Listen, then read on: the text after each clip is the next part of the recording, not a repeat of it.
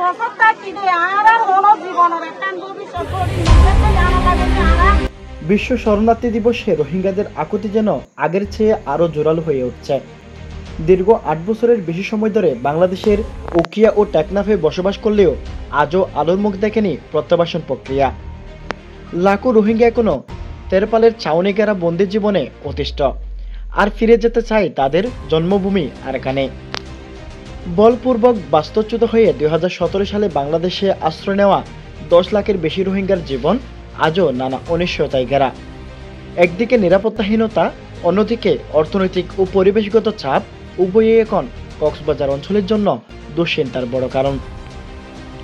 রোহিঙ্গা ক্যাম্পে বসবাসকারী অসংখ্য মানুষ দিন কাটাচ্ছে নিরাপত্তা, শিক্ষা ও মৌলিক অধিকার বঞ্চিত অবস্থায়। অনেকেই বলছেন ক্যাম্পের একঘেয়ে সীমাবদ্ধ ও অভাবী জীবনে হাঁপিয়ে উঠেছেন তারা।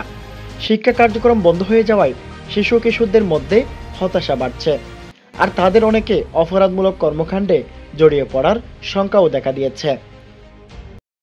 আরা হন্নাবরি উগ ইমানদার বনিয়ম, ইমানদার বনিয়ম আরা আনলে ডাক্তার বনিয়ম, আনলে ইঞ্জিনিয়ার বনিয়ম, আনলে মাস্টার বনিয়ম, আনলে পাইলট ড্রাইভার বনিয়ম।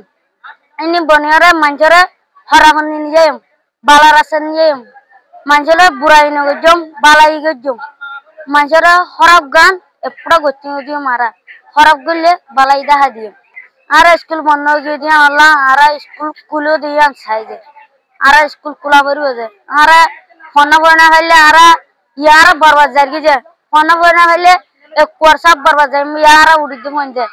আর ফোন করে বই থাকিলে আর লস হয়ে যাবে, আর লাইফ লস হয়ে যাবে। অনেক বাচ্চারা ডিপ্রেভ হয়ে যায়, এডুকেশন থেকে ডিপ্রেভ হয়ে যায়। মানে কি যেহেতু না জিও থাকি নথইব লাগে আছে বেশি বর্মা যাই রইতাম আরো ভালো হইতো, বর্মা জায়গায় ভাইতাম। আমার তো বেশি ডর লাগে যে বাজে বাজে মাথার দন হয়ে গেছে। ছেলে মেয়েদের ভবিষ্যৎ নিয়ে শঙ্কিত অভিভাবকরা বারবার দাবি তুলেছেন স্কুল খুলে দেওয়া হোক, যেন তাদের সন্তানরা নতুন করে স্বপ্ন দেখতে পারে। আই বেহন যাইমবি আর মহর সরদ যেন আছেন তা করিব। আই নিজের ফরান নাম বাঁচাই বললা তো এটা আসি এটা ফরান বাঁচাই না ভাই। আবার যদি অনুজাম মারা হর দইলে অনুজাম না মারি অনু তো বাঁচি করে দিন আই হনো যাইবি। আর সেফটি সিকিউরিটি জিয়ান লবজ ফাঁসা সরলই আমরা রাখানোর মাঝে দিবল্লা জিয়ান তামাম দুনিয়া মানে লই এই ফাঁসা সরলের দলে আই হন যাইম। আই ইয়ান যদি দেদ দইলে আই এখন যাইম কেল আ তো বেশি পেট পরে রাখানোর লাই ইয়ান আর মা ধরি অতন আর নাগে হারা দেখিয়ান ইন ইমানের রদ কিয়ান মাদা এখন যাই বললা বেহনের ভিতরে এখন যাইম ভাই আর সমর্থন লইম। জিওল হানাতে কিমান হারা হারা তো শান্তি না হারা বর্মা যেগুলো শান্তি হারা দেশম মাঝে হারা নাই হিংসা মানে ধরে যাইম বহি হারা তো এটা তাই বললো তখন তো হান্ন করিস না হিংসা মানে যে হারা যাইম। এদিকে সময় যত যাচ্ছে রোহিঙ্গা সমস্যা ততই জটিল হয়ে উঠছে। ক্যাম্পের ভেতরে যেমন নিরাপত্তাজনিত চ্যালেঞ্জ রয়েছে, তেমনি ক্যাম্পের বাইরেও রোহিঙ্গাদের একাংশ নানা অপরাধে জড়িয়ে পড়ছে বলে অভিযোগ স্থানীয় জনপ্রশাসন ও জনপ্রতিনিধিদের। ইউপি সদস্য হেলাল উদ্দিন মনে করেন রোহিঙ্গা সংকট এখন জাতীয় নিরাপত্তার জন্যও হুমকি হয়ে উঠেছে।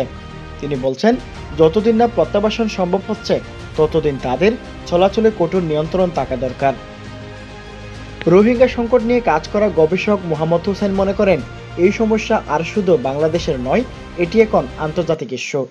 তাই টেকসই সমাধানের জন্য শুধু বাংলাদেশ নয়, বরং যুক্তরাষ্ট্র, রাশিয়া, চীন ও ভারতের মতো শক্তিধর রাষ্ট্রগুলোর মধ্যস্থতায় মিয়ানমার জান্তা সরকার ও আরাকান আর্মির সঙ্গে আলোচনায় যেতে হবে, নয়তো পরিস্থিতি দিন দিন আরও ভয়াবহ হবে।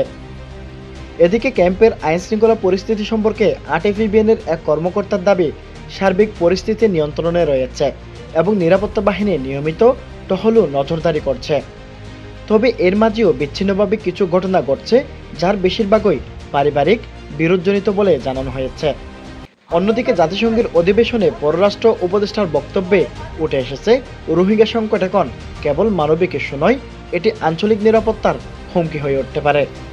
যদিও কথার ফাঁত অনেক, কাজের অগ্রগতি নেই বললেই চলে।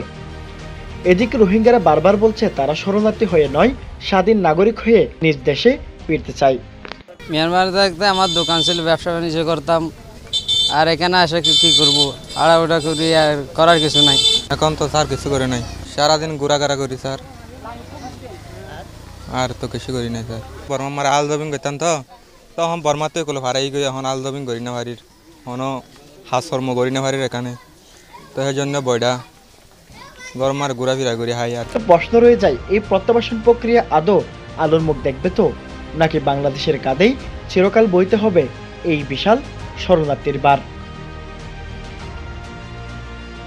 ইমরান আল মাহমুদের তথ্যচিত্রে Tawhidul Islam Rafi, news desk, Cox's Bazar journal.